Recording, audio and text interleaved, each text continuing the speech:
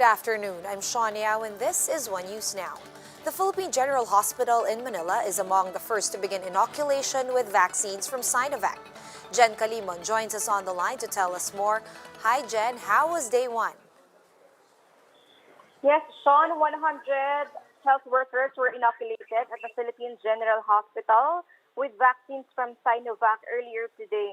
Among the officials who received the vaccines today are PGH Director Gerardo Legazpi, NTS Medical Advisor Dr. Edsel Salvana, FDA Director General Eric Domingo, and Ben-Hur Abalos. President Vaccine Czar Carlito Galvez have also expressed their intent vaccines as well, but they want the healthcare workers. Manila Mayor Isko Moreno reminded hesitant healthcare workers to not waste the opportunity to get vaccinated since the supply. He also encouraged the public to take the vaccine and trust the government. Palace spokesperson Harry Roque, for his part, said healthcare workers have the right to refuse, but they will still be prioritized once the preferred brand. UPPGH Director Gerardo Legazpi reiterated that the vaccination is voluntary. He volunteered to receive the vaccine. His trust in the vaccine's efficacy and the FDA's judgment in issuing an EUA to the Chinese drug. As of now, Sean, we have a supply agreement, 10 million doses from AstraZeneca and 25 million from Sinovac. Negotiations are ongoing for Pfizer, Moderna, and Johnson's shots. Galvez said we should not expect Pfizer to arrive due to the high demand, but he assured that they will have vaccines enough to inoculate the entire adult population. Sean? All right, thank you for that update from the PGH. That was Jen Calimon on the line reporting. Baguio City has detected the first known case of the more infectious UK COVID variant. Mayor Benjamin Magalong says that the variant was detected in a 30-year-old female patient who tested positive for COVID-19 last February 12. The patient recovered from the disease on February 23. Magalong says they are ramping up their contact tracing efforts to prevent the spread of the UK variant. Tinitingnan namin yung ating database, kung nakalink, may link siya sa cases sa contact at cases sa Manila. So far, sa ngayon, tinitingnan namin kahapon, wala pa kami na-establish na rin. The UP Octa research team says that the recent spike in COVID-19 cases in Metro Manila is highly unusual compared to previous weeks. Professor Guido David told One News's Agenda that the latest surge happened faster compared to last year's. The research team also said that the average number of daily cases in the capital last week was around 900. The average daily jump in the region from November to early February was at 400. David noted an uptick in cases in Pasay City and the northern parts of NCR like Malabon, Navotas, parts of Caloocan, and Valenzuela.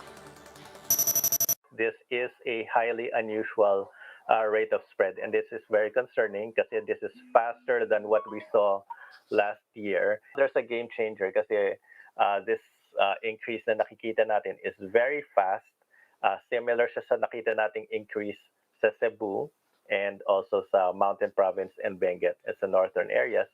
And we feel there's a strong possibility na may UK variant na nagsispread na sa Metro Manila. And here are other COVID-19 stories from across the globe. South Africa has signed an agreement with Johnson & Johnson for 11 million doses of COVID-19 vaccines, which the country has been studying. Some 2.8 million J&J vaccines are expected to be delivered in the second quarter of the year. Thailand has begun inoculating its citizens just a few days after receiving 200,000 doses of vaccines from Chinese manufacturer Sinovac. Cabinet ministers, health officials, and medical professionals were among the first to receive the jabs. And in the United Kingdom, more than 20 million people have already received their first vaccine doses. Prime Minister Boris Johnson says that the milestone represented a huge national achievement as the country continues to grapple with a more infectious variant.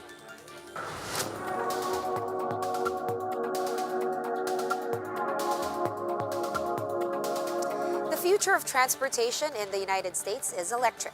Bloomberg Opinion's Liam Denning explains where all the power will be coming from. Let's watch this. The future of transportation is electric, but that raises a big question. Where will all the power come from?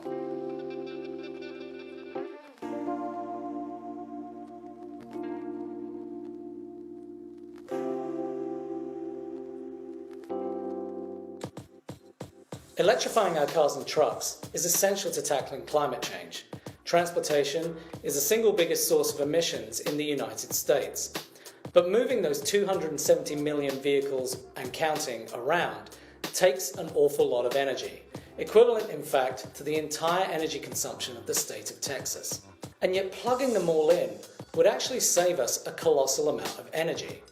Here's how that works.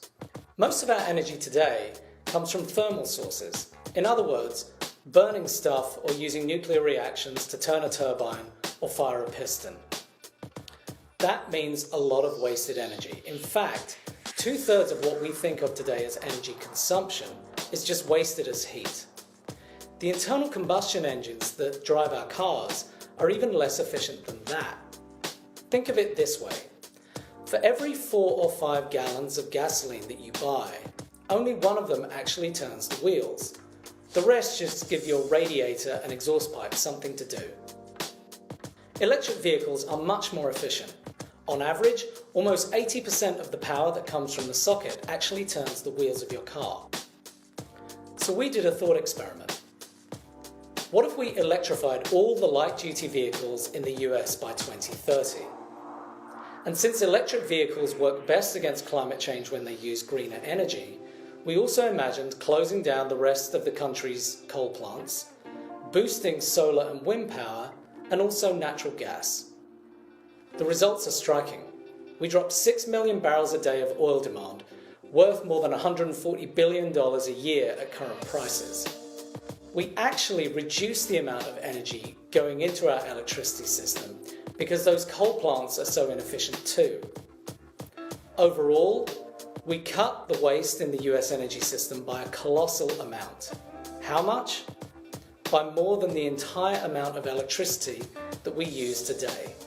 In other words, electrifying America's vehicles actually saves us an entire grid's worth of energy. And in the process, we cut carbon emissions by almost 30%, despite a bigger population, a bigger economy, and of course, lots of cool and efficient new trucks and cars on the road. This is how we move. I'm Liam Denning of Bloomberg Opinion. For more on the future of transportation, follow us at Quick Take and Bloomberg. For more updates, visit News 5, The Philippine Star, and Business World online.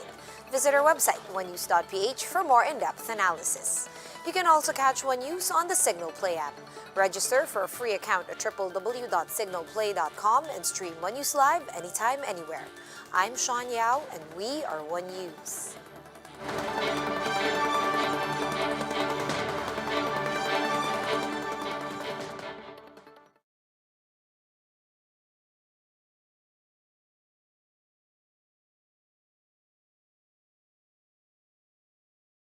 Are we back?